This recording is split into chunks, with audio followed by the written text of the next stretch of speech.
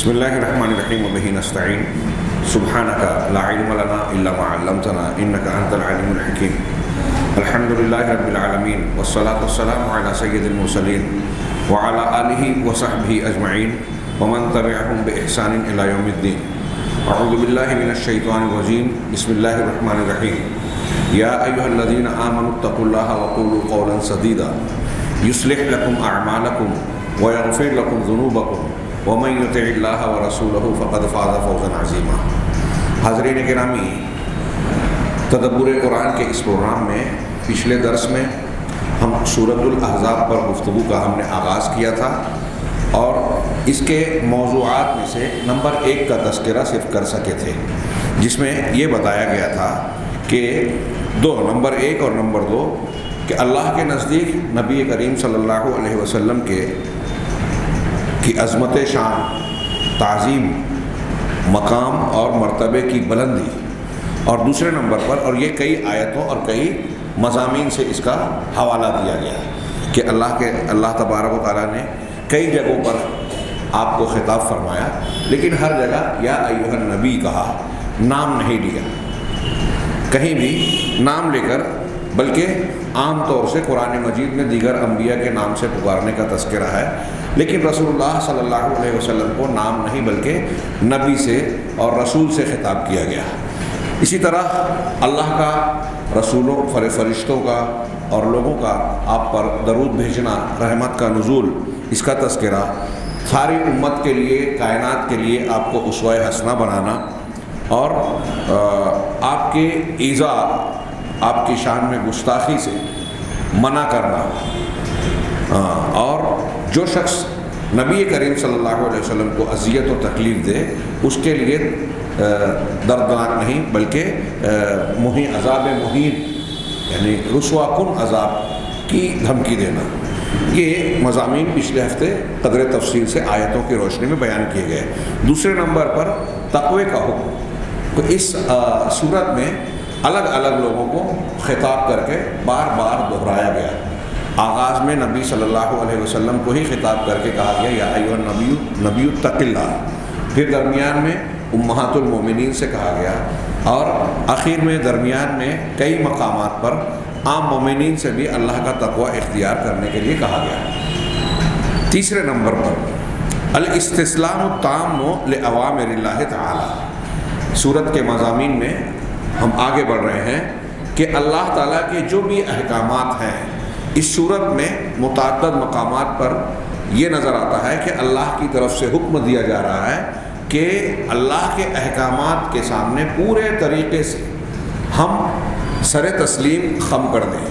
ایک مومن بندے کا یہ شیوا اور طریقہ ہونا چاہیے کہ اللہ اور رسول جو بھی کہیں اسے بلا چوں چرا تسلیم کر لیں، قبول کر لیں، پورے طریقے سے۔ استسلام میں تام کا لفظ استعمال کہنے، مکمل تابعداری اللہ اور رسول کے لیے اختیار فرمائیں، جیسا کہ آیت نمبر 22 میں عندما رأى المؤمنون الاحزاب، یہ سورت کے مختلف مضامین کا حوالہ دے رہے ہیں کہ ان مضامین میں ان مقامات پر اہل ایمان کا شیوا بتایا گیا یا حکم دیا گیا کہ ہم کو اور آپ کو اللہ کے حوالے کر دینا چاہیے۔ دیکھیے صحابہ کرام کا تذکرہ کر رہے ہیں کہ عندما رأى المؤمنون الاحزاب، جب مومنین نے لشکروں کو، مخالف دشمن جو الگ الگ گروہ سے مل کر اکٹھا ہو کر مدینہ پر یلغار کرنے کے لیے آئے تھے، جنہیں احزاب کہا گیا، مختلف جماعتیں اور لشکر اور فوج پر مشتمل گروپ تھے۔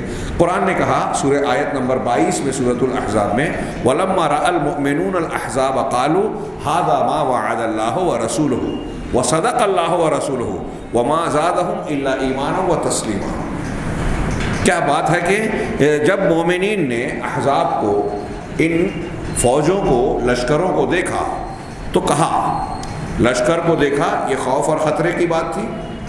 انہی لشکروں کو دیکھ کر منافقین کا تذکرہ کیا گیا کہ یہ ایسے حالات تھے کہ لوگوں کے کلیجے، دل اور کلیجے حلق تک پہنچ رہے تھے، اور خوف اور دہشت کا عالم تھا، اور منافقین طرح طرح کے بہانے بنا رہے تھے خوف میں مبتلا ہو رہے تھے، نہ صرف یہ کہ خود بلکہ دوسرے سچے مومنوں کو بھی خوف اور دہشت میں مبتلا کرنے کی کوشش کر رہے تھے۔ محاذ سے بھاگنے کے لیے عذر اور بہانے تراش کر وہاں سے بھاگ رہے تھے۔ منافقین خوف اور دہشت میں تھے، یہاں تک کہ یہ منافقین نے یہ بھی کہا کہ اللہ اور رسول نے، جیسا کہ احزاب کے موقع پر بھی کہا تھا، کہ جو کچھ وعدہ کیا ہے وہ بس دھوکہ ہے، غرور ہے، دھوکہ۔ لیکن مومنوں کا شیوا کیا تھا کہ جب لشکر کو دیکھا کہ وہ آ گئے ہیں تو کہا ھذا ما وعد اللہ ورسولہ، یہ وہی چیز ہے جس کا اللہ اور اس کے رسول نے ہم سے وعدہ کیا تھا۔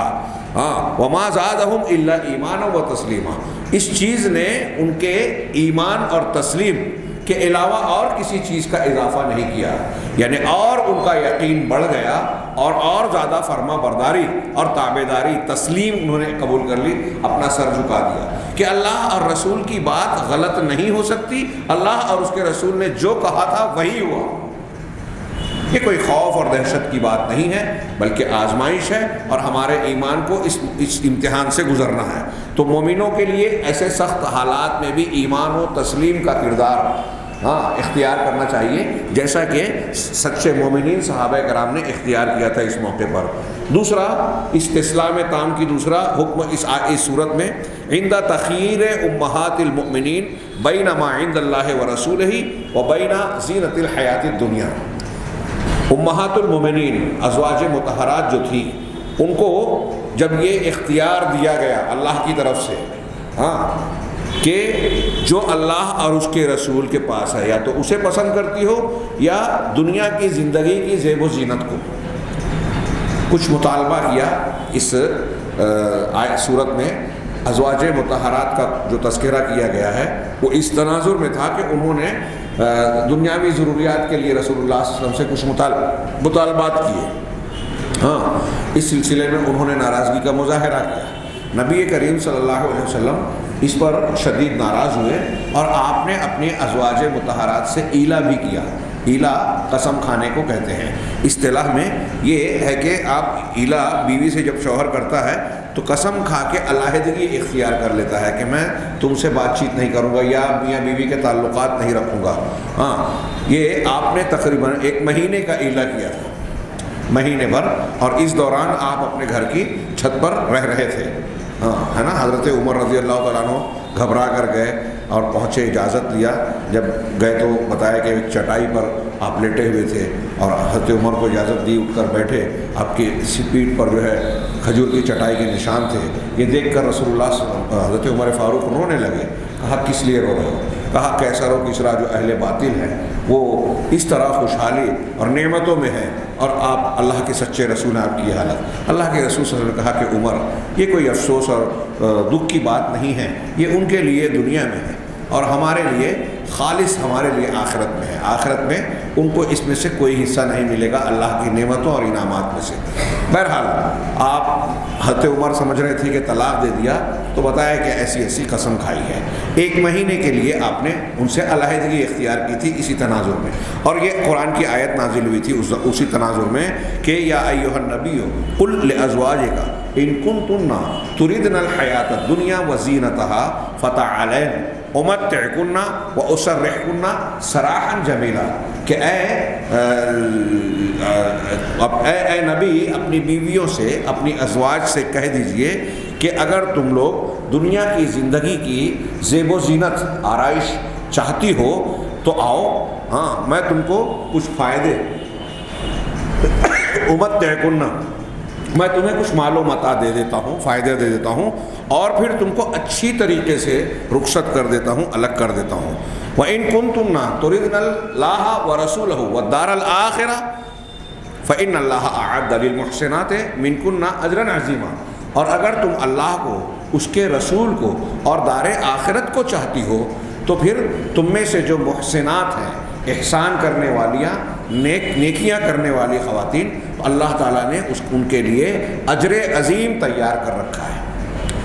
جب مقام بڑا ہے تو ذمہ داری بھی بڑی ہے، اور جب ذمہ داری بڑی ہے تو اجر بھی زیادہ ہے۔ جیسا عمل، جیسا مقام، ویسا بدلہ، ویسا اجر و ثواب۔ تو اللہ تبارک و تعالیٰ نے یہ نبی کریم صلی اللہ علیہ وسلم کو حکم دیا کہ اپنی بیویوں سے ازواج مطہرات سے یہ کہو کہ اگر اللہ اور رسول اور آخرت کو چاہتی ہو تو پھر تم میں جو محسنات ہیں اللہ نے ان کے لیے یہ اجر عظیم تیار کر رکھا ہے۔ پھر کیا ہوا؟ ظاہر سی بات ہے کہ ازواج مطہرات میں سے کسی نے یہ نہیں کہا کہ ہم دنیا کی زندگی اور اس کی زیب و زینت چاہتی ہیں، اللہ اور رسول کو اور آخرت کو نہیں چاہتی، لہذا آپ ہمیں چھوڑ دیجئے، طلاق دے دیجئے۔ ایک خاتون نے بھی یہ نہیں کہا۔ اس کا مطلب یہ کہ سب نے اپنے کردار سے، اہل بیت نے، ازواج مطہرات نے یہ اظہار کیا کہ ہم اپنے آپ کو ہم اللہ اور رسول اور دار آخرت چاہتی ہیں، دنیا کی زیب و زینت نہیں چاہتی۔ اس سے یہ بھی پتہ چلا کہ وہ انتہائی اعلیٰ مقام پر فائز ہونے کے باوجود صحابہ کرام اور اہل بیت، یہ ازواج مطہرات، ان کے مقام کو بعد کے لوگ ظاہر سی بات ہے کہ نہیں پہنچ سکتے، لیکن ان کے یہاں بھی دنیا اور بشری تقاضے موجود تھے۔ ہمارے یہاں جب لوگ فضیلت اور عقیدت کی باتیں لوگ بیان کرنا شروع کرتے ہیں تو ایک عام انسان کو یہ محسوس ہوتا ہے کہ یہ ہستیاں، یہ شخصیات جو ہیں، اور مرد اور خواتین، یہ ایسے تھے جو ہماری زندگی اور ہمارے علائق اور حالات سے بالکل جدا تھے۔ ان کو وہ مسائل اور پریشانیاں زندگی کے نشیب و فراز لاحق نہیں تھے جو ہم کو ہیں، لیکن آپ دیکھ رہے ہیں کہ نبی صلی اللہ علیہ وسلم کے گھر میں بھی یہ بات تھی۔ بعض مرتبہ ازواج کے درمیان میں نوک جھونک ہوئی جیسے سوتنوں میں ہوتی ہے، لیکن ان کا معاملہ بہت اعلیٰ اور اونچا تھا، تو وہ بھی معاملہ ہوا۔ اور یہاں دنیاوی زندگی اور آخرت کے درمیان اللہ تعالیٰ تخیر دے رہا ہے، اختیار دے رہا ہے۔ تو اس موقع پر بھی ایک مومن کے کردار، اللہ تعالیٰ نے بھی کہا کہ زیب و زینت چاہتی ہو تو رسول سے علیحدگی اختیار کر لو، دنیا چاہتے ہو تو الگ ہو جاؤ، اور اگر دار آخرت چاہیے، اللہ اور رسول سے محبت ہے، تو پھر تمہارے لیے اجر و ثواب ہے۔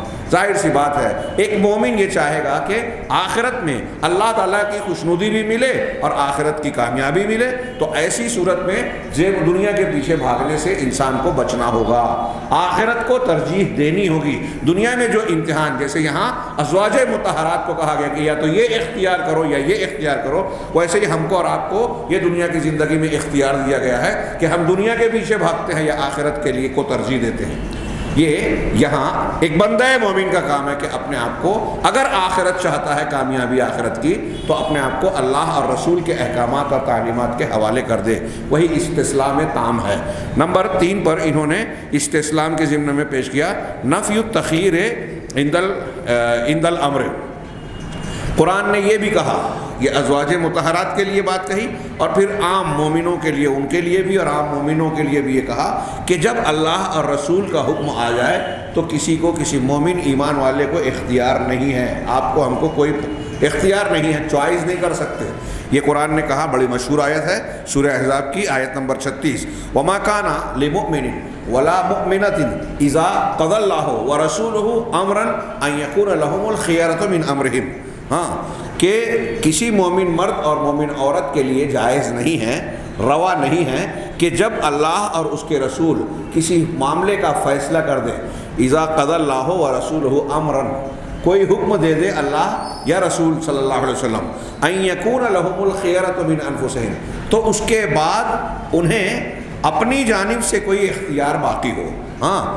ومن یعص اللہ ورسولہ فقد ضل ضلالا بعیدا، اور جو اللہ ضلالہ مبینہ، معاف کیجیے، ضلالہ مبینہ، اور جو اللہ اور اس کے رسول کی نافرمانی کرے گا تو وہ بڑی کھلی ہوئی گمراہی کا شکار ہوا۔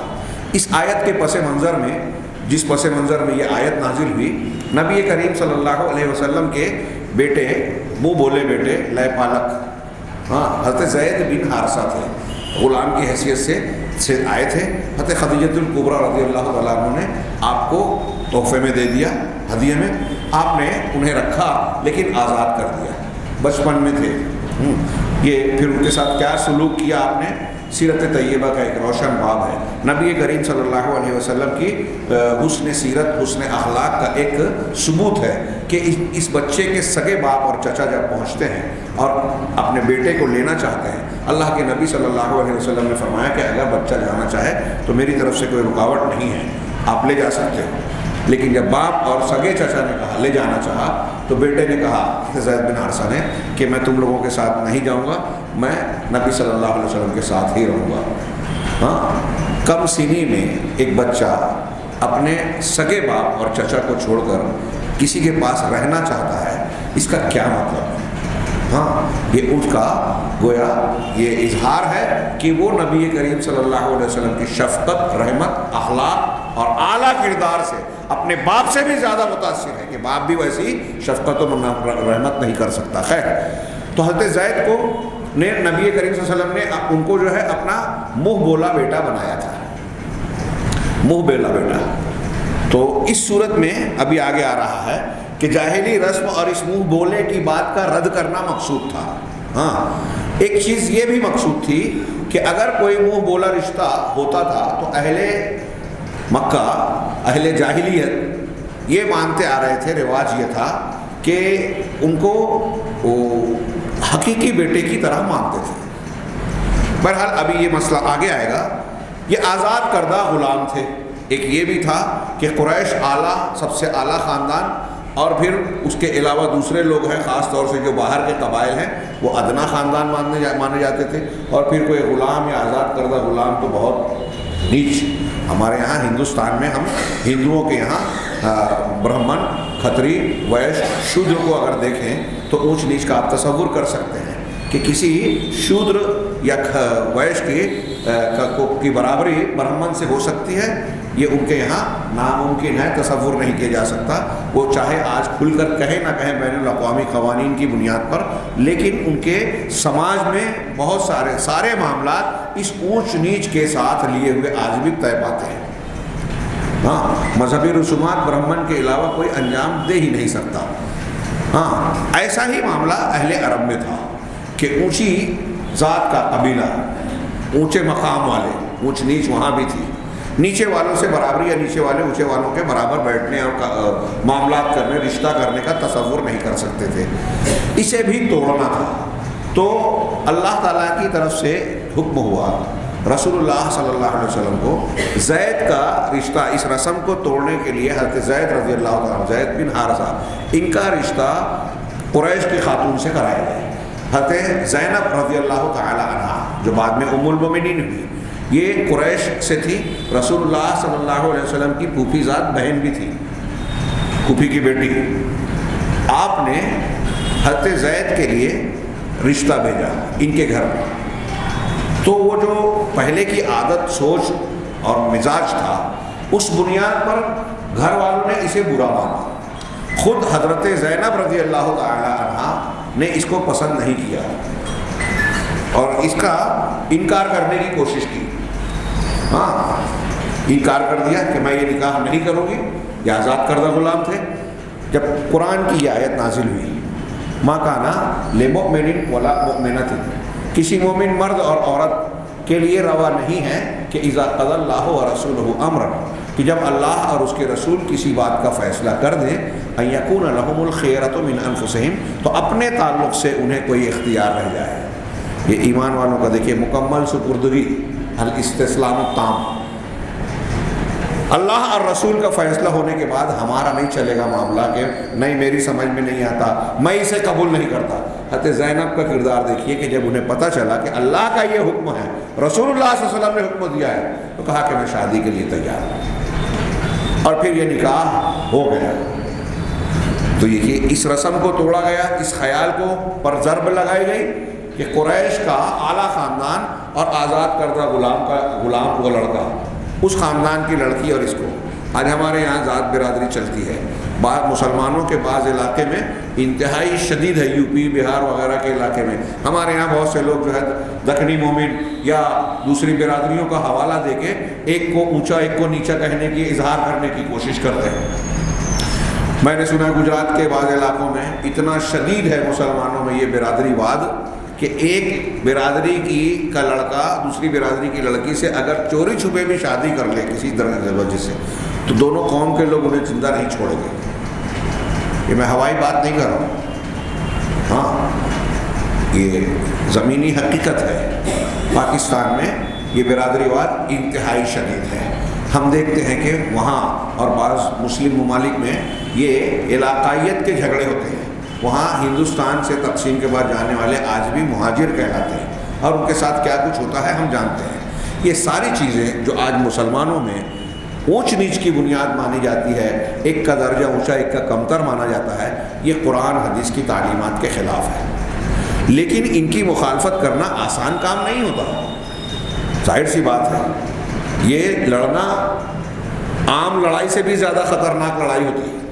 سماجی پرمپراؤں کی مخالفت کرنا، اس کا رد کرنا، یہ جگر والوں کا کام ہوتا ہے۔ اور ظاہر سی بات ہے، دنیا میں انبیاء سے زیادہ جگر والے، اور انبیاء کے بعد جو جتنا ایمان والا ہوتا ہے اتنا جگر والا ہوتا ہے۔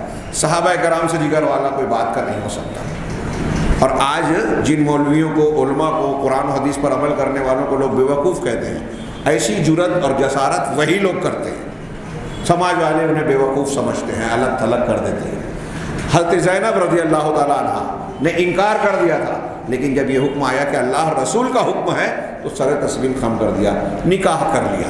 یہ آیت اسی تناظر میں نازل ہوئی، اگرچہ بعد میں یہ رشتہ نبھا نہیں، اور نہ نبھنے کی ایک اور وجہ ہے جو ہم آگے جانیں گے۔ کہہ رہے ہیں فیما فرض اللہ تعالیٰ لنبیہ، ایک اور استسلام تام اور مکمل سپردگی کا ایک حوالہ کہ اللہ تبارک و تعالیٰ نے اپنے نبی کے لیے جو چیزیں فرض کی ہیں، جو چیزیں متعین کی ہیں، اس کو نافذ کرنا ہے۔ اس میں کسی کا طعن و تشنیع، کسی کی مخالفت، کوئی رسم و رواج جو پہلے سے چلی آ رہی ہے یا سماج اور معاشرے کی مخالفت ہو رہی ہے، کوئی تانا کشی کر رہا ہے، اس طرح کا کوئی اعتبار نہیں کیا جائے گا۔ اللہ تعالیٰ نے اپنے رسول پر جو فرض کیا ہے اس کے کرنے میں آپ کو کوئی حرج نہیں ہے، کوئی مواخذہ نہیں ہے، کوئی تنگی نہیں ہے۔ قرآن نے آیت نمبر 28 میں سورہ احزاب میں کہا مَا كَانَ عَلَى النَّبِيِّ مِنْ حَرَجٍ فِيمَا فَرَضَ اللَّهُ لَهُ سُنَّةَ اللَّهِ فِي الَّذِينَ خَلَوْا مِنْ قَبْلُ۔ اللہ تبارک و تعالیٰ نے اپنے نبی پر جو چیزیں مقرر کی ہیں، فرض کی ہیں، اس کے کرنے میں نبی پر کوئی حرج اور کوئی مضائقہ نہیں ہے۔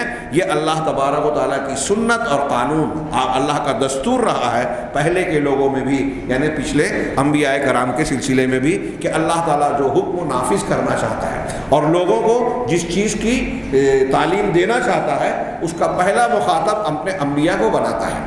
ہاں، نبی کے گھرانے سے یہ معاملہ توڑا گیا۔ دوسرے صحابہ کرام سے بھی یہ ہو سکتی تھی بات کہ اونچ نیچ کو اور منہ بولے رشتے کو رد کرنا ہے، لیکن اللہ تبارک و تعالیٰ نے اپنے نبی کو دیا تاکہ لوگوں کو واضح ہو جائے، لوگوں کے سامنے ایک اعلیٰ ترین مکمل مثال اللہ کے نبی صلی اللہ علیہ وسلم کی ذات میں نظر آ جائے۔ تو یہ نبی کا اللہ کا طریقہ ہے۔ آگے عند نزول الامر بالحجاب، مکمل سپردگی کا پہلو اس جگہ پر بھی، اس مقام پر بھی نظر آتا ہے جب اللہ تبارک و تعالیٰ نے حجاب کا حکم نازل کیا۔ ہاں، یا ایھا النبی قل لازواجک وبناتک ونساء المؤمنین ویدنین علیہن من کیا ہے من جلابیبہن ذلک ادنی ان یعرفن فلا یؤذین وکان اللہ غفورا رحیما۔ اے نبی، آپ اپنی بیویوں سے، اپنی بیٹیوں سے، ہاں، اور مومنین کی عورتوں اور خواتین سے کہہ دیں کہ وہ اپنے اوپر اپنے جلابیب ڈال رکھیں۔ جلباب کپڑے کے اوپر کا کپڑا، یعنی ستر پوشی اور جسم کو ڈھانکنے کا۔ اب وہ آپ آج کی تاریخ میں ہم اسے برقع کہیں، عام طور سے لوگ چادر، کچھ لوگ چگا یا جبہ ایسے اور بھی ترجمے کرتے ہیں۔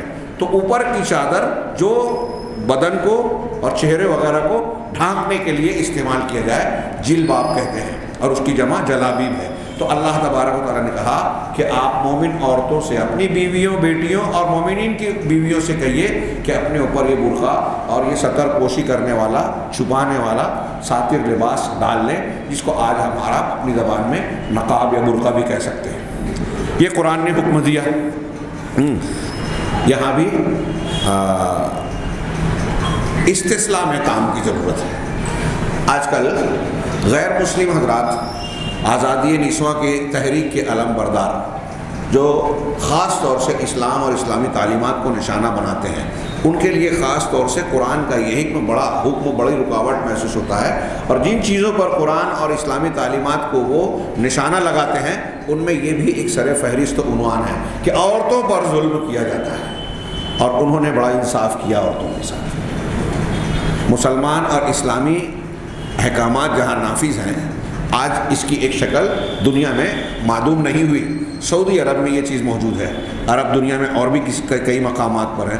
سعودی میں بہت واضح طور پر، اگرچہ اب اس کی کچھ مخالفتیں کہیں کہیں لوگ کر رہے ہیں، لیکن آپ دیکھیں کہ جہاں یہ معاملہ ہے نافذ ہے وہاں عورتوں کا تقدس، ان کی عزت کتنی محفوظ ہے، وہ کتنی باعزت زندگی گزار رہی ہیں، اور جہاں اس کو ختم کر کے ان کو آزاد بنا دیا گیا، نہ صرف برقعے سے بلکہ لباس کے سلسلے میں بھی کہ تم کو اختیار ہے بدن کے جتنے حصے کو چاہو کھول سکتی ہو، تو اس کے نتائج آج کیا برآمد ہو رہے ہیں۔ اگر ہم اس کی رودات صرف خبروں کے حوالے سے پڑھیں، جو مختلف رپورٹیں آ رہی ہیں کہ ان آزاد ملکوں میں خواتین کے ساتھ کیسے کیسے جرائم ہو رہے ہیں، آفسوں میں، اسکولوں میں اور مختلف مراکز میں راستوں پر چلتے ہوئے جو اٹھائی جا رہی ہیں، کتنا زنا ہو رہا ہے، کتنا ظلم ہو رہا ہے، ان کا جو ہے استحصال کرنے کے بعد قتل ہو رہا ہے، بازاروں میں ان کا کس طرح کا استعمال ہو رہا ہے، فیشن پروگراموں میں ان کا کیسا استعمال ہوتا ہے، اور استعمال کرنے کے بعد ان کو کس طریقے سے بے حیثیت بنا دیا جاتا ہے۔ جب تک ان کے اندر کشش ہے، ان کی عزت یا ان کا ریٹ لگتا ہے، بولتے ہوئے خراب محسوس ہوتا ہے، لیکن یہی حقیقت ہے، ان کی قیمت لگتی ہے، اشتہار میں مقام ملتا ہے۔ جہاں کچھ دن گزر گیا تو اب یہ مال ہٹا کر فریش مال لایا جائے۔ یہ میں جو بول رہا ہوں طنز و تعریض اور گندی زبان کے طور پر نہیں، یہ وہ لفظ جو استعمال کیا جاتا ہے، کیا اس میں عزت ہے ان کی؟ یہ بے عزتی کی جاتی ہے۔ پھر بھی میں بڑی کم باتیں اور ہلکی باتیں کہہ رہا ہوں، ہم اور آپ اچھی طرح جانتے ہیں کہ ان کو اس طریقے سے سامان خرید و فروخت اور سامان خرید و فروخت کے لیے اشتہار کی چیز بنا دیا گیا ہے۔ کیا یہ عزت کی بات ہے؟ اور پھر ان کے ساتھ جب وہ ہوتا ہے، ابھی تازہ ایک کلپ آئی، فرانس کی ایک وزیر حمل سے ہے، تو وہ عدالت میں کیس ڈال کے یہ میڈیکل رپورٹ لکھوانا چاہتی ہے کہ 8 لوگوں سے، 8 مردوں سے میرا تعلق تھا، میرے ہونے والے بچے کا ان 8 میں سے حقیقی باپ کون ہے؟ کہ ایسے عجوبے کی خبریں، اور وہ فخر سے کوئی اس میں شرم و حیا بات کی بات نہیں ہے، یہ آن ریکارڈ ہے، وزیر ہے، وہ تصویر آئی ہے اور اس پر فخر کرتے ہیں، اس کو مظاہرہ کرتے ہیں۔ ہمارے ہاں اس کی تحریک پیش کی جاتی ہے کہ دیکھیے وہاں تو ایسا ہے، کوئی مذائقہ نہیں ہے، تو پھر ہماری خواتین جو ہیں کیوں پریشان ہیں؟ وہ بھی جو ہے اسکولوں کالجوں میں جائیں۔ اب آپ آج تو مسلمان پریشان ہیں، غیر مسلموں سے شادی نکاح تعلق مذہب بدل دینا، یہ ہمارے یہاں لوگ بولتے ہیں کہ اسباب ڈھونڈے جائیں۔ بالکل صاف اسباب ہیں، بنیادی سبب 2-3 کہ دین سے دور کر دیا گیا، مسجدوں سے راستہ ان کا کاٹ دیا گیا۔ دنیا کا کون سا مقام ہے جہاں آج عورتیں نہیں جا سکتی سوائے مسجد کی؟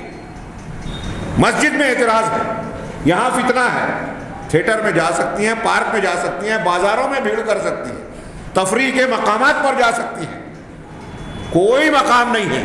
اب یہ کالج میں اس طرح کے واقعات ہو رہے ہیں، کوئی مفتی فتویٰ دیتا ہے کہ دھرم بدل رہی ہے اور ایسا ایسا ہو رہا ہے، لہذا تعلیم گاہوں میں مت بھیجو، یہ ممنوع ہے۔ جہاں فتنے کا ڈر ہے وہاں عورتوں کو بھیجنا ناجائز ہوگا۔ مسجد میں 2-4 واقعہ اگر ہو بھی گیا، مان لیجئے، فرض کیجئے ایسا ہوتا نہیں، تو آپ مسجد میں حرمین میں لے جانا منع کر دیں گے؟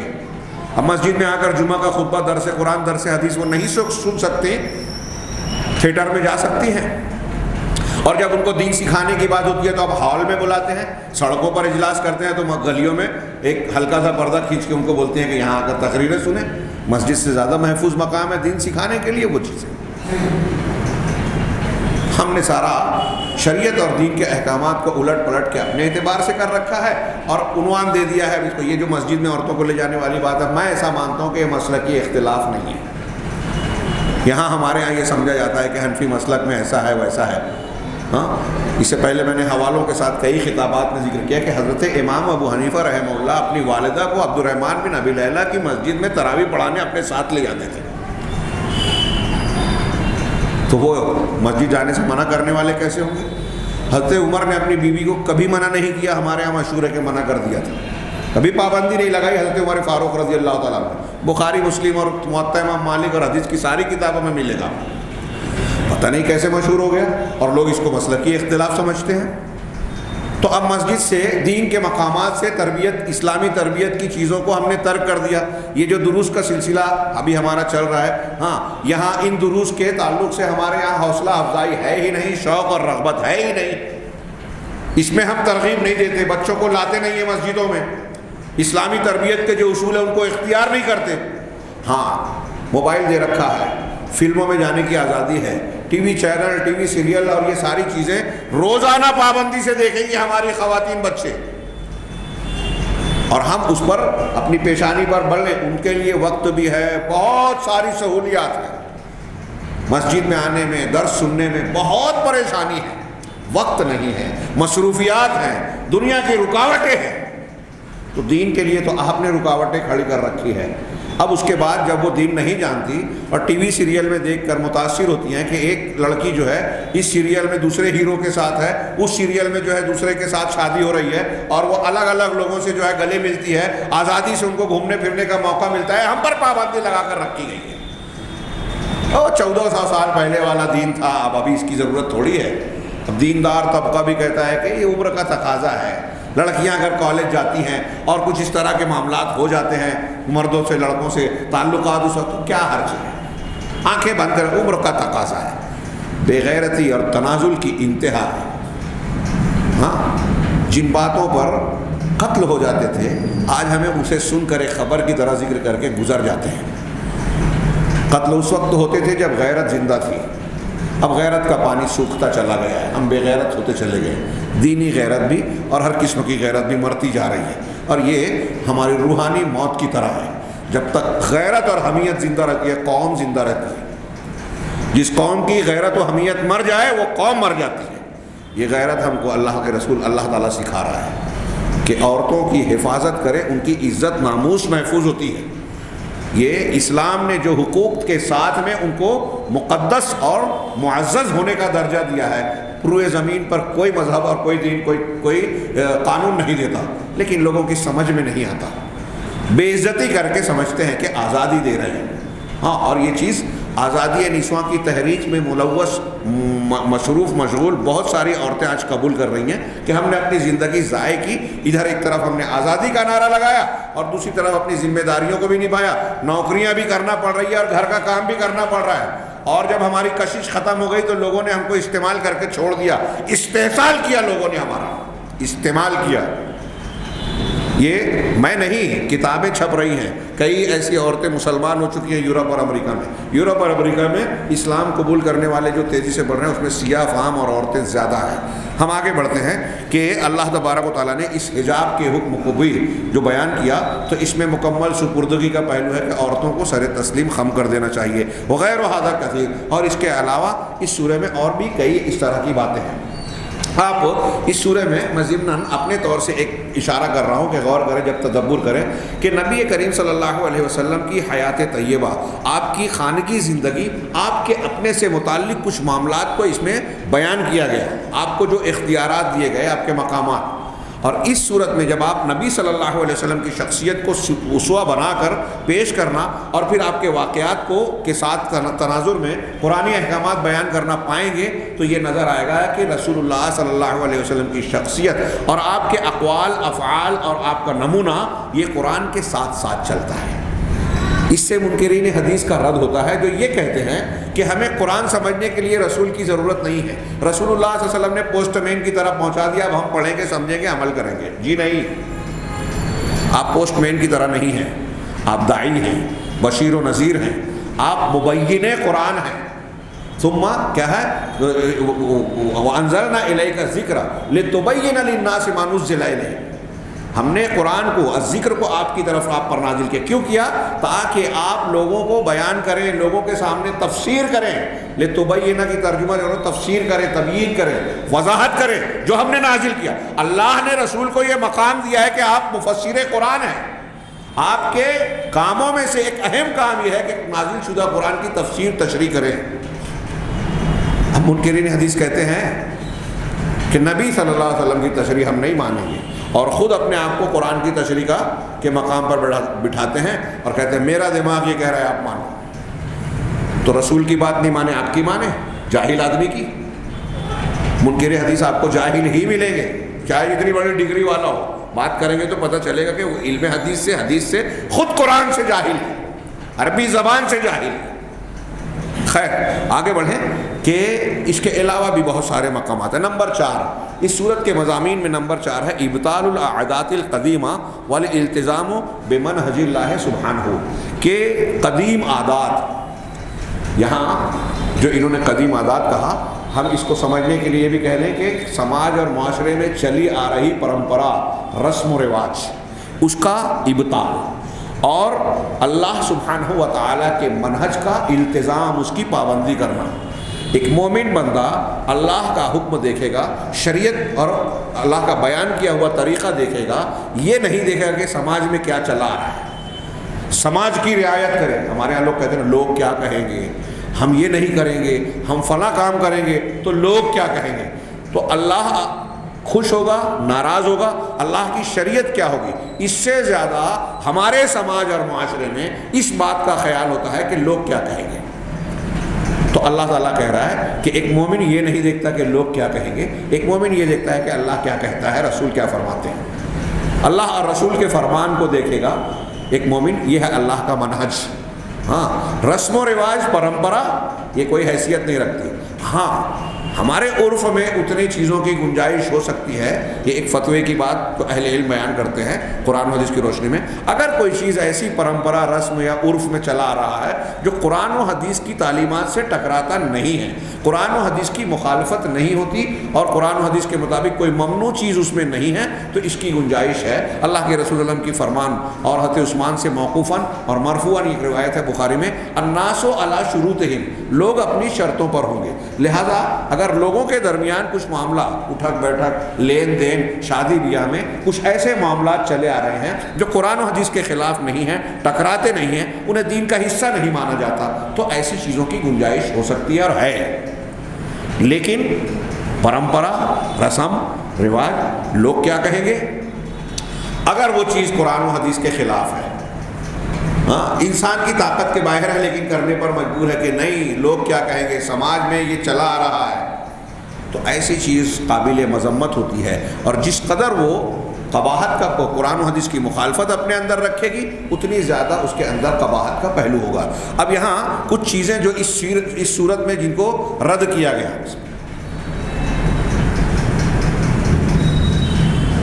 جس سے یہ مضمون ثابت ہوتا ہے، ان میں سے ایک چیز ہے آیت نمبر 4 اور 5 میں ابطال التبنی۔ متبنا کہتے ہیں بیٹا بنانا، لے پالک، منہ بولا بیٹا، اس کو عربی میں تبنی کہتے ہیں۔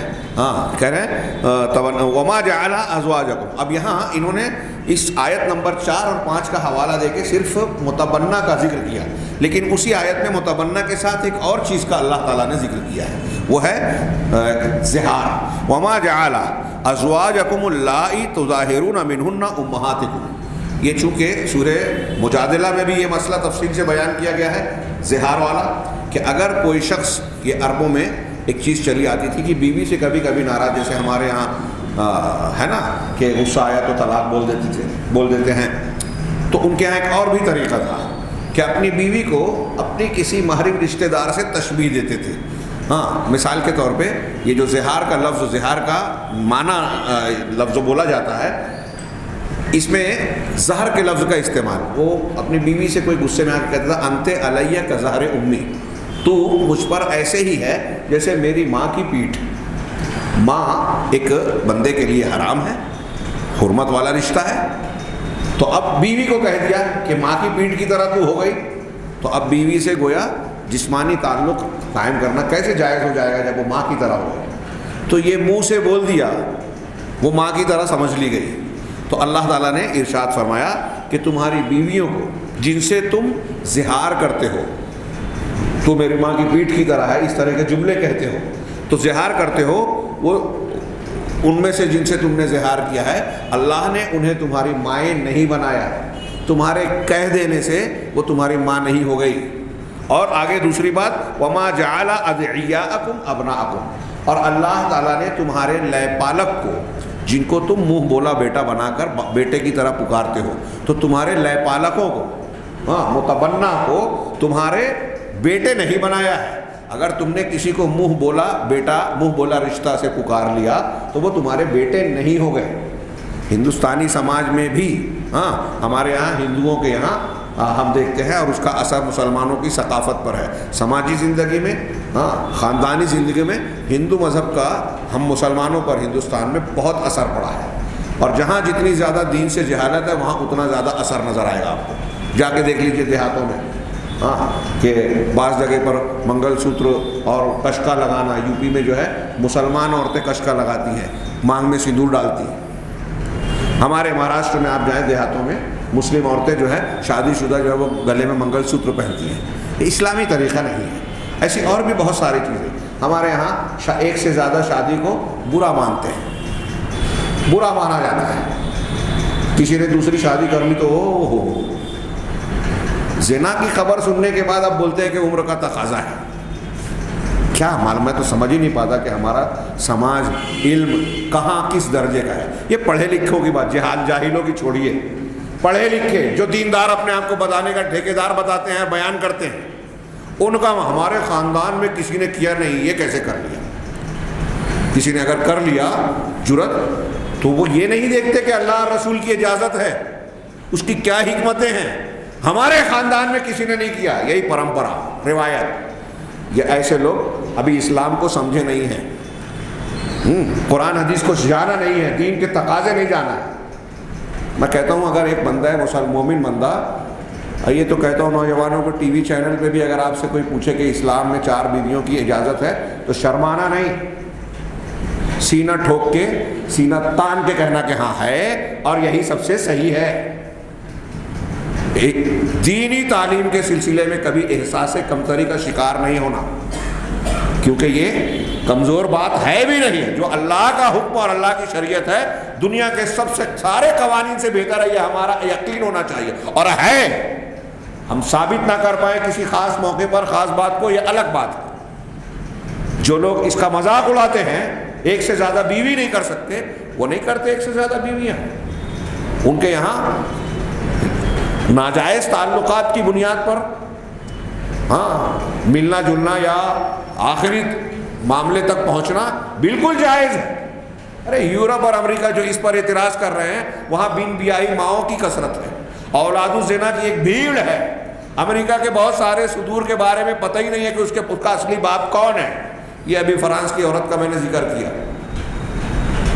تو ایک آدمی کئی عورتوں سے تعلق قائم کر سکتا ہے، شادی نہ کرے، شادی کر کے باعزت طریقے سے گھر میں لائے، ہاں اپنا نام دے، اس کے بچے اس کا نام پائیں، اس کی تربیت پائیں، اس کے نان نفقے کی ذمہ داری لے. شادی کرنے میں ایک دوسرے سے معاہدہ ہوتا ہے، ایک دوسرے کا لباس ہوتے ہیں، ایک دوسرے کے کام آتے ہیں. ضرورت پوری ہو جانے کے بعد پیٹھ دکھا کر بھاگ جانا، تو نہیں اور صحیح اور نہیں اور صحیح، یوز اینڈ تھرو والا جو کلچر ہے یورپ کا کہ اگر نہیں سمجھ میں آئے تو یوز کریں گے، باقی پھینک دیں گے. اس نے کیا کیا گل کھلائے ہیں لوگوں کو، کہ کیسے کیسے عذاب جحیم، دردناک عذاب کا شکار بنا رہا ہے، کیسی کیسی بیماریاں پھیلا رہا ہے، جسمانی بیماریاں، نفسیاتی بیماریاں، اعصابی بیماریاں. پھر اس کے بعد خودکشی. بچے دیکھتے ہیں کہ میری والدہ جو ہے، میری ماں جو ہے، کبھی اس مرد کے ساتھ کبھی اس مرد کے ساتھ، تو برداشت نہیں کر سکتا، لیکن سماج کی رکاوٹ ہے کہ بول بھی نہیں سکتا، تو شراب اور نشہ کرتا ہے، باغی بن جاتا ہے، وہ کسی کی فرما برداری نہیں کرتا، وہ اپنی ماں کو جیسا دیکھتا ہے اس کے مقابلے میں پھر اور زیادہ گناہ گار بنتا ہے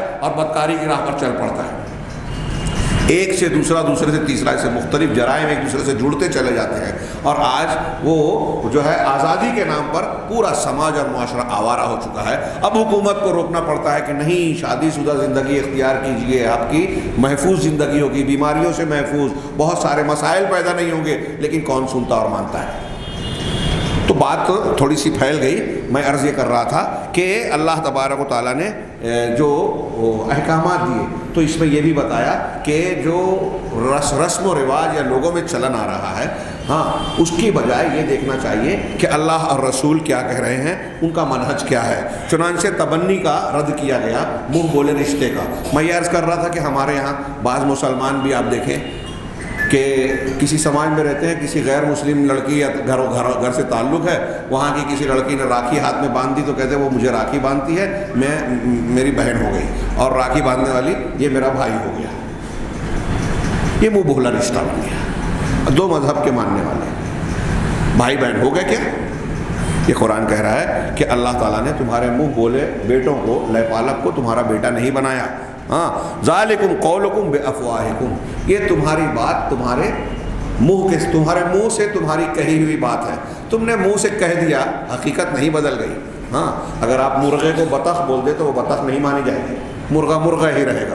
ایسے ہی جو جس کا بیٹا ہے وہ اس کا بیٹا ہی مانا جائے گا. واللہ یقول الحق وَهُوَ يَهْدِي السَّبِيلَ، اور اللہ حق کہتا ہے، حق بیان کرتا ہے اور صحیح راستے کی رہنمائی فرماتا ہے، لہٰذا اسے قبول کیا جائے۔ اس سے یہ پتہ چلا کہ منہ بولے رشتوں کا کوئی اعتبار نہیں۔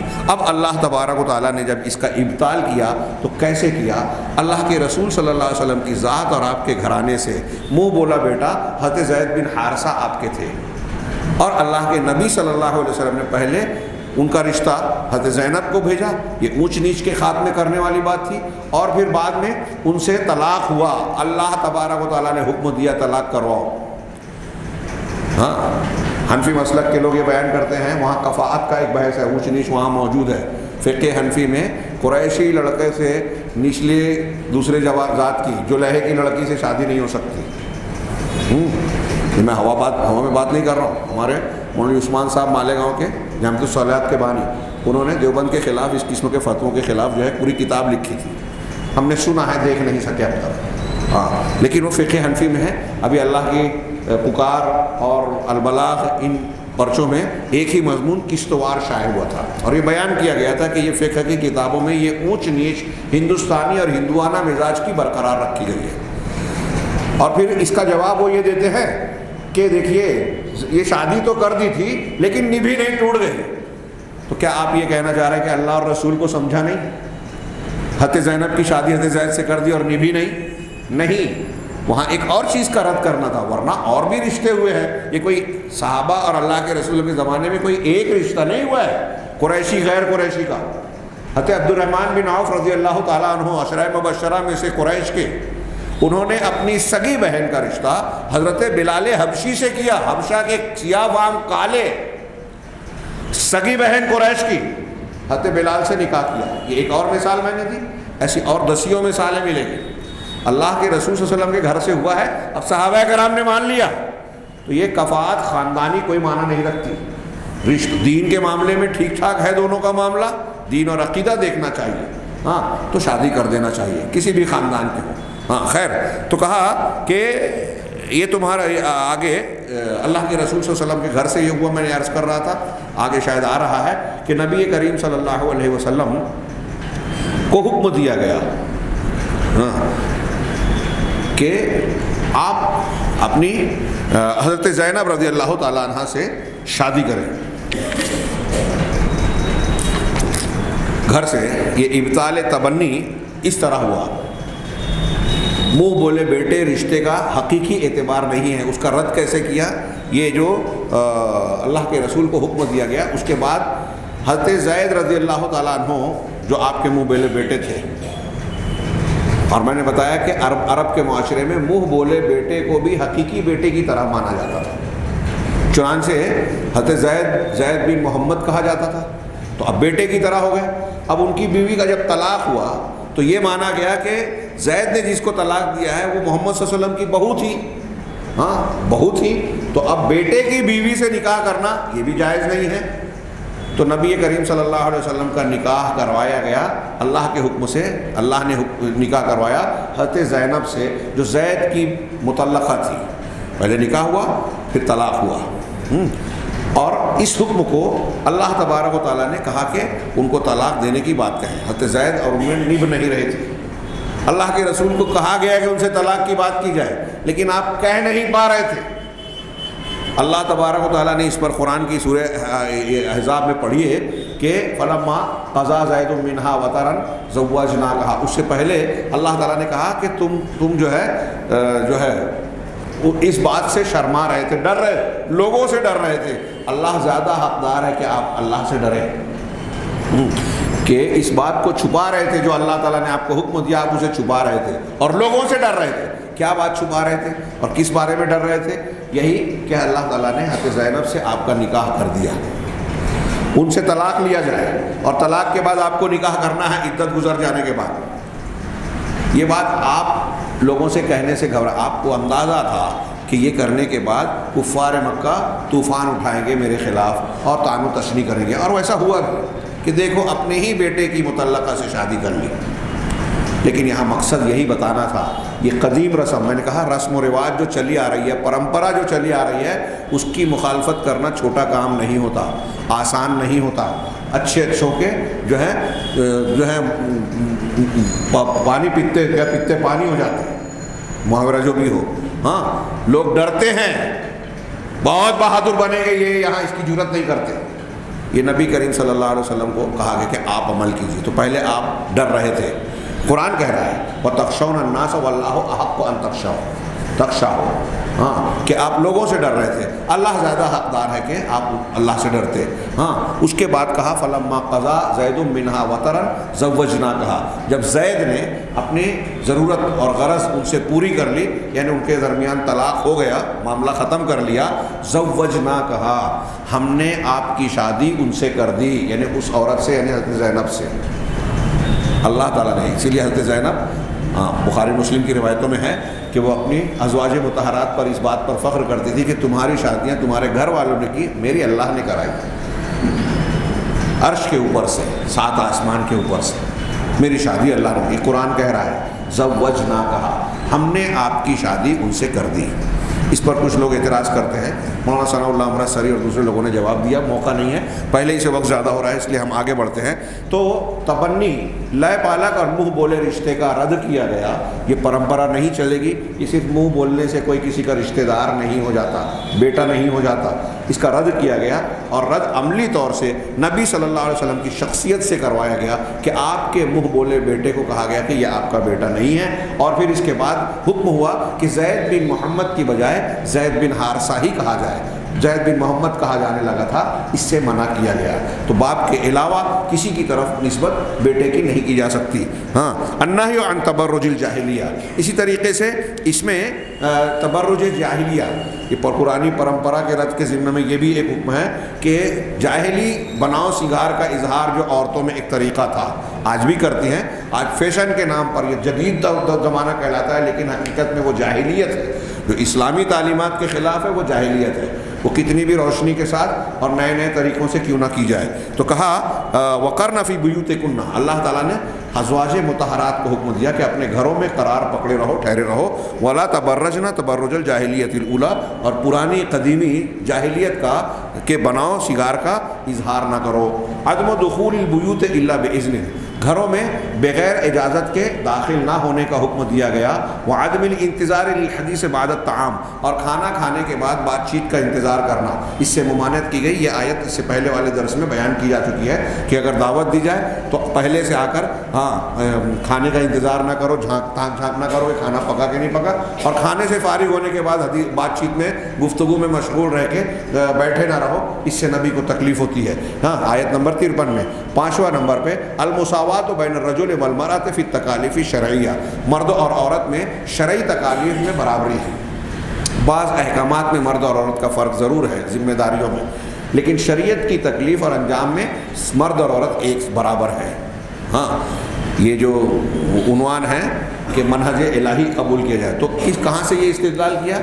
بعض عورتوں نے اعتراض کیا کہ مردوں کا ذکر ہے، تو بتایا گیا کہ دنیا کی ہر زبان میں یہ طریقہ ہے کہ مرد اور عورت دونوں کے لیے قانون بنتا ہے، اعلان آتا ہے، تو صرف مذکر کے صیغے سے خطاب کیا جاتا ہے عموماً، جس میں عورتیں بھی شامل مانی جاتی ہیں۔ تو قرآن و حدیث کے بھی زیادہ تر احکامات ایسے ہی ہیں، لیکن کہیں کہیں وضاحت اور صراحت بھی کر دی گئی، اور خاص طور سے ایسے مقامات پر جہاں اس کی ضرورت تھی، عورتوں کو تاکید کرنا مقصود تھی، اور وہ مسائل جس میں عورتوں کا زیادہ حصہ ہے یا ان کے ساتھ خاص ہے، تو وہاں پھر عورتوں سے ہی خطاب کیا گیا۔ یہاں وہ سورہ احزاب کی ایک آیت ہے، ان المسلمین والمسلمات والمؤمنین والمؤمنات والقانتین والقانتات والصادقین والصادقات والصابرین والصابرات والخاشعین والخاشعات والمتصدقین والمتصدقات والصائمین والصائمات، یہ پوری آیت کہ مرد عورت، مسلمان مومن، فرما بردار اور سچ بولنے والے، صبر کرنے والے، خشوع اور عاجزی اختیار کرنے والے،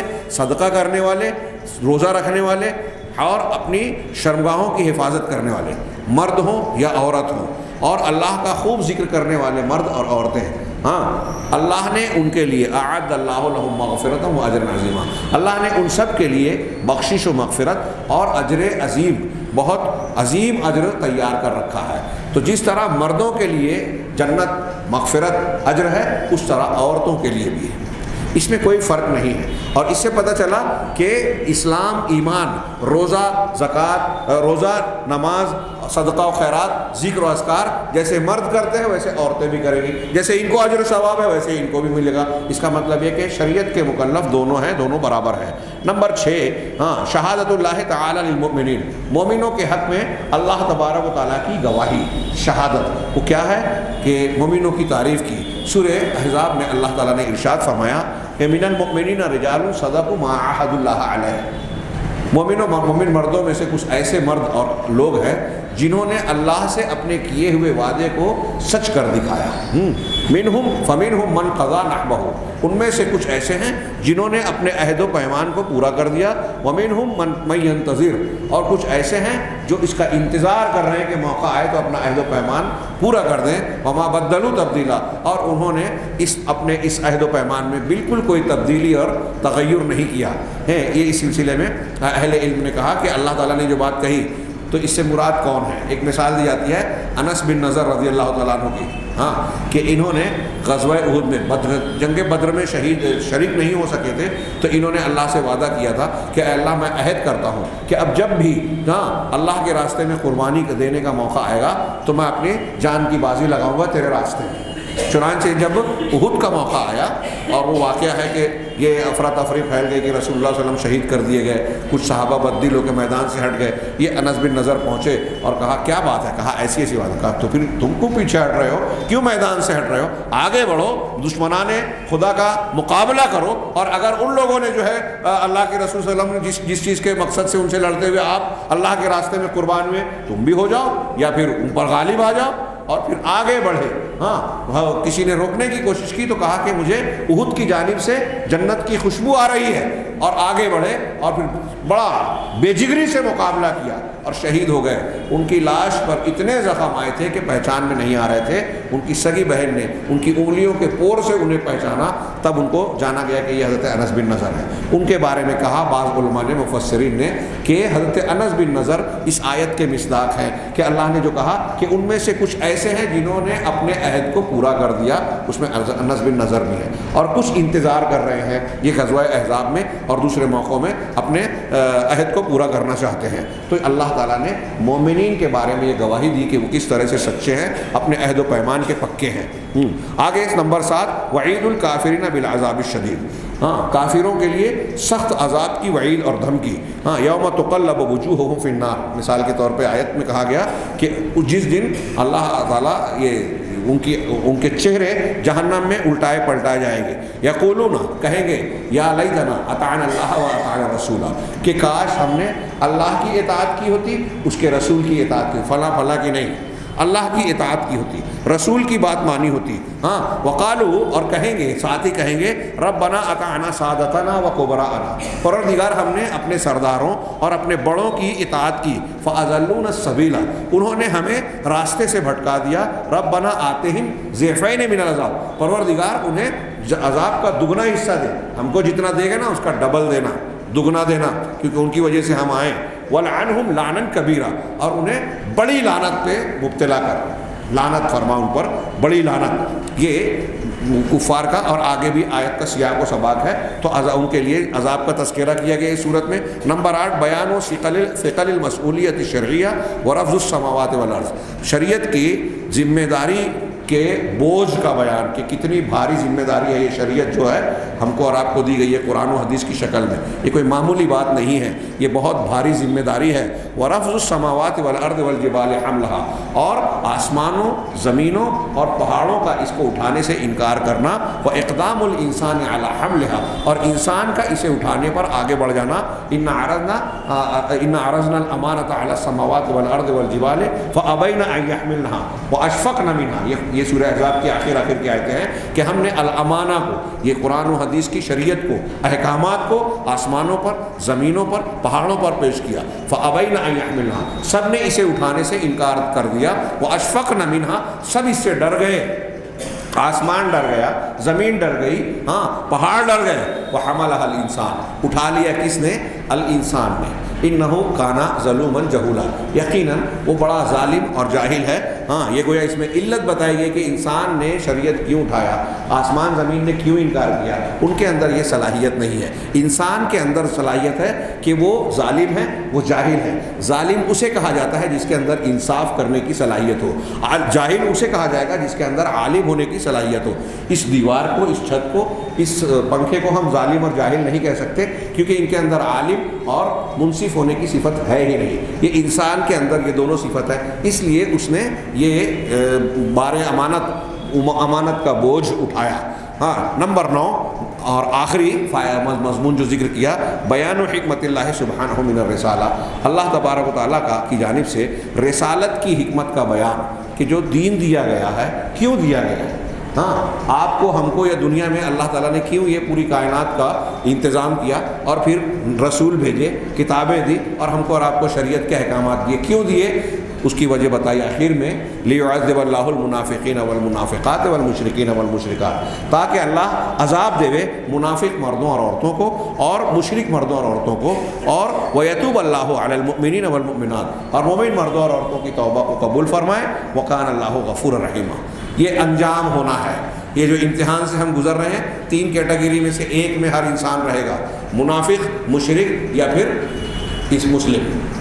ہاں، نفاق اور شرک والا کامیاب نہیں ہوگا، عذاب پائے گا، اور اسلام والا جو اسلام پر قائم رہے گا وہ اللہ کے یہاں کامیاب ہوگا۔ یہاں فوائد کو، وقت زیادہ اگرچہ ہو چکا ہے لیکن فوائد لمبے چوڑے نہیں ہیں، ہم تیزی سے 4-5 منٹ میں انشاءاللہ ختم ہو جائے گا۔ یہ نمبر 1، الذنب الوحید، یہ انہوں نے ذکر کیا کہ ایک اکیلا گناہ جس کا قرآن میں ذکر ہے لیکن کسی نے بھی روئے زمین پر اس گناہ کا ارتکاب نہیں کیا، میں نے پچھلے ہفتے ذکر کیا تھا، اور وہ ہے امہات المومنین سے نکاح۔ قرآن نے اس کو گناہ کہا، اس سے منع کیا، ہاں، لیکن یہ کسی نے کیا نہیں۔ ازواج مطہرات تو کر ہی نہیں سکتی تھی، اور کوئی کر، اور اب ممکن بھی نہیں ہے، وذالک، اور یہ اس وجہ سے کہ وہ سب جنت میں بھی اللہ کے رسول صلی اللہ علیہ وسلم کی بیویاں ہوں گی، چنانچہ اللہ تعالیٰ نے ان کے بعد، آپ کے ان عورتوں سے، امہات المومنین سے نکاح کو حرام قرار دیا، آپ کے مقام کی حفاظت کرتے ہوئے۔ وما کان لکم ان تؤذوا رسول اللہ، سورہ احزاب میں کہا گیا، پچھلے ہفتے یہ گزری تھی، کہ تمہارے لیے روا نہیں ہے کہ تم رسول صلی اللہ علیہ وسلم کو تکلیف دو، ولا ان تنکحوا ازواجہ من بعدہ ابدا، اور نہ ہی تمہارے لیے یہ جائز ہے کہ ان کے بعد کبھی بھی ان کی ازواج میں سے کسی سے نکاح کرو۔ یہ ایک فائدہ بتایا۔ نمبر 2، من اہم میں عوامل تثبیت القلب عند الشدائد، مصیبت اور تکلیف کے وقت دل کو مضبوط رکھنے، ہاں، دل کو مضبوط رکھنے کے عوامل میں سے، اسباب میں سے ایک اہم سبب ہے۔ آپ اپنے دل کو ڈھارس کیسے دیں، اس کی ایک چیز بتائی کہ حسن الظن باللہ، اللہ تعالیٰ سے حسن ظن۔ آپ اللہ پر یقین رکھیں، حسن ظن رکھیں کہ اگر آپ سچے ہیں، اچھے ہیں، اللہ کو پکار رہے ہیں، اللہ کے بندے اور مومن ہیں، تو اللہ مدد ضرور کرے گا، اللہ آپ کو رسوا نہیں کرے گا۔ یہ حسن ظن ہونا چاہیے، یہ بدگمانی نہیں ہونا چاہیے کہ ارے اللہ تو یہ کہتا تھا کہ مومنوں کی مدد کرے گا اور ہماری تو مدد کر ہی نہیں رہا ہے۔ یہ اللہ کے ساتھ بدگمانی ہے، یعنی آپ ایسا سمجھ رہے ہو کہ اللہ وعدہ پورا نہیں کرتا، آپ ایسا سمجھ رہے ہو کہ اللہ تبارک و تعالیٰ آپ کے حالات کو نہیں جانتا، آپ ایسا سمجھ رہے ہو کہ اللہ تبارک و تعالیٰ آپ کی مدد کرنے کی طاقت نہیں رکھتا، آپ کے دشمن سے کمزور پڑ گیا۔ اس قسم کے خیالات کوئی منافق اور کافر رکھ سکتا ہے، یہ اللہ کے ساتھ بدگمانی ہے۔ ایمان والا یہ جانے گا کہ اللہ اپنے وعدے کا پکا ہے اور مومنین کی مدد کرتا ہے۔ اگر مومنین کسی تکلیف میں ہے تو اللہ تعالیٰ کی کسی حکمت کی وجہ سے جو اللہ نے چاہا ہے۔ یہ بات کہاں سے نکالی؟ وَلَمَّا رَأَى الْمُؤْمِنُونَ الْأَحْزَابَ، جب مومنین نے، اہل ایمان نے لشکروں کو دیکھا، قَالُوا هَذَا مَا وَعَدَنَا اللَّهُ وَرَسُولُهُ، یہ انہوں نے کہا کہ یہ وہی چیز ہے جس کا اللہ نے اور اس کے رسول نے ہم سے وعدہ کیا تھا۔ وَمَا زَادَهُمْ إِلَّا إِيمَانًا وَتَسْلِيمًا، اور اس چیز نے ان کے ایمان اور تسلیم کے علاوہ کسی اور چیز میں اضافہ نہیں کیا، ان کا ایمان اور بڑھ گیا، ان کا سر تسلیم اور خم ہو گیا۔ یعنی وہ اللہ پر جو ہے بدگمانی نہیں کرتے، خوش ہوتے ہیں کہ یہ وعدہ تو پہلے ہی سے اللہ تعالیٰ نے ہم سے کیا تھا کہ مصیبتیں آئیں گی، تکلیف آئے گی، اب ہمیں اپنا کردار نبھانا ہے، جمے رہنا ہے۔ نمبر 3، حضرت فضیل بن عیاض رحمہ اللہ کہتے ہیں کہ جب انبیاء علیہم الصلاۃ والسلام کا یہ معاملہ ہے کہ قیامت کے دن ان کی سچائی کے بارے میں ان سے سوال کیا جائے گا، فکیف بنا، تو ہمارا کیا معاملہ ہوگا، ہم کس کھیت کی مولی ہے، انبیاء سے سوال ہوگا۔ ہاں، کتنی دہشت اور خوف کی بات ہے۔ یہ کہاں سے نکالا؟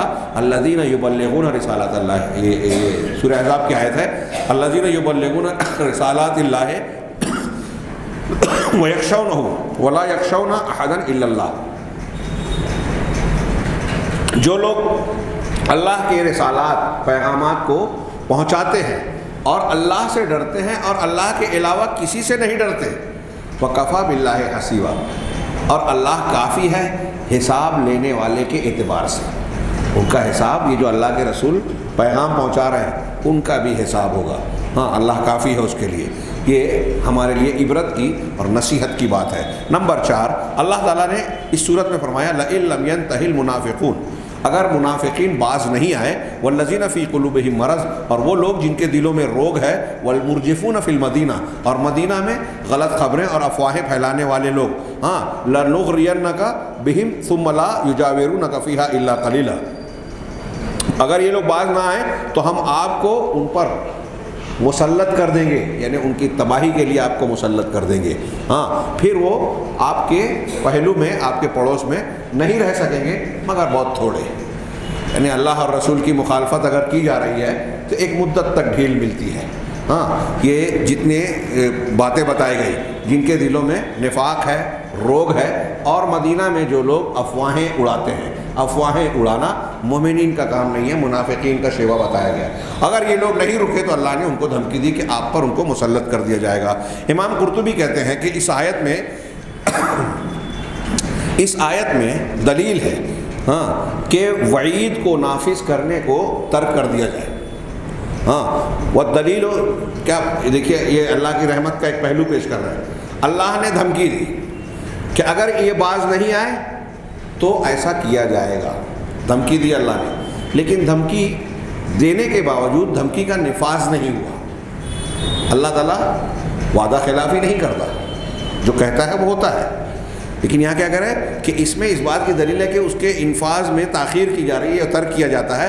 والدلیل هو بقاء المنافقین مع النبی حتی مات، دلیل کیا ہے کہ آپ کی وفات تک مدینہ میں منافقین موجود تھے، ہاں والمعروف ہو، اب یہ کہنے کے بعد کہہ رہے ہیں والمعروف من اہل الفضل اتمام وعدہم وتأخیر وعیدہم، جو لوگ نیک اچھے دنیا میں بھی اہل فضل اور اونچائی والے لوگ ہوتے ہیں، ان کے یہاں ایک معروف بات کیا ہوتی ہے کہ اگر وعدہ کرتے ہیں انہیں اچھی چیز دینے کا تو اس کو پورا کرنے میں جلدی کرتے ہیں، اور دھمکی دیتے ہیں تو اس کو پورا کرنے میں دیر کرتے ہیں۔ یہ اللہ تبارک و تعالیٰ نے بتایا کہ جو وعدے کیے یہ بندوں کے تعلق سے اللہ تبارک و تعالیٰ کی رحمت کا سبقت کرنا، اللہ کا غضب بھی صفت ہے اور رحمت بھی، لیکن اللہ نے فرمایا کہ میری رحمت میرے غضب پر غالب ہے، بندوں کے ساتھ رحمت کا معاملہ زیادہ کرتا ہے، شفقت اور مہربانی زیادہ کرتا ہے۔ پانچواں اور آخری ایک فائدہ بتایا کہ اللہ تعالیٰ نے فرمایا فلما قضا زید منہا وطرا زوجنا، کہا یہ آیت ابھی پیچھے گزری تھی، میں نے بیان کیا تھا کہ جب زید نے اس عورت سے یعنی حضرت زینب رضی اللہ تعالیٰ عنہ سے اپنی غرض اپنی ضرورت پوری کر لی، طلاق والا معاملہ ہو گیا، تو ہم نے پورا یہاں مراد ہے کہ عدت وغیرہ بھی ختم ہو گئی، تو ہم نے آپ کی شادی ان سے کر دی۔ تو ایک بڑی عجیب پیاری بات کہی انہوں نے کہ اس سے پہلے حضرت زید کو زید بن محمد کہا جاتا تھا، ہاں فلما حرم اللہ التبنی، جب اللہ تبارک و تعالیٰ نے تبنی کسی کو متبنا بنانے سے منع کر دیا کہ یہ حرام ہے، کوئی انسان کسی دوسرے کے بیٹے کو اپنا بیٹا نہیں بنا سکتا، فلاں ابن فلاں یعنی اب زید بن محمد کہنا جائز نہیں ہے، اس کو جب حرام کر دیا، ہاں اور ان لوگوں نے پھر زید بن حارثہ کہنا شروع کر دیا، فلما علم اللہ وحشتہ بنزعہ ھذا شرف منہ، اور اللہ یہ جانتا تھا کہ یہ جو شرف ہے حضرت زید کے لیے بہت شرف کی بات تھی کہ زید بن محمد کہا جا رہا ہے، لیکن اب منع کر دیا گیا۔ اب جب یہ شرف اور مقام محمد صلی اللہ علیہ وسلم کی طرف بیٹے کی نسبت ان سے چھین لی گئی، ختم ہو گئی، اس کی وجہ سے انہیں ایک وحشت کا، ایک کمی کا احساس ہونے لگا۔ اللہ تعالیٰ اسے خوب جانتا تھا۔ عوضہ وشرفہ بخصیصۃ، تو اس کے بدلے میں اللہ تعالیٰ نے اس کا ایک معاوضہ بدلے میں ایک ایسا خصوصیت والا شرف اور مقام عطا فرمایا، ایسی خصوصیت دی حضرت زید بن حارثہ کو جو صحابہ کرام میں سے کسی اور کو نہیں ملی، اور وہ کیا خصوصیت ہے؟ وہی انہ سماہ باسمہ فی القرآن، کہ ان کا قرآن میں اللہ تعالیٰ نے نام ذکر کیا۔ قرآن میں صحابہ کرام میں سے حضرت زید بن حارثہ کے علاوہ کسی کا نام نہیں ہے۔ یہ جو قرآن کی آیت ابھی ہم نے پڑھی فلما قضا زید منہا وطرا، جب زید نے ان سے اپنی ضرورت پوری کر لی، اپنی غرض پوری کر لی، تو اس آیت میں گویا اللہ تعالیٰ نے ان کا نام ذکر کیا. حضرت زید کے لیے یہ تسلی کا سامان بنا کہ اگرچہ مجھے اب زید بن محمد نہیں کہا جا سکتا، لیکن میرے لیے اللہ تعالیٰ کی جانب سے یہ عزت و کرامت کی بات ہے کہ اس نے اپنے کلام پاک میں کسی صحابی کے نام کا ذکر نہیں کیا، میرا نام ذکر کیا. اللہ تعالیٰ سے دعا ہے کہ وہ ہمیں قرآن سمجھنے اور اس پر عمل کی توفیق عطا فرمائے. وآخر دعوانا الحمدللہ رب العالمین.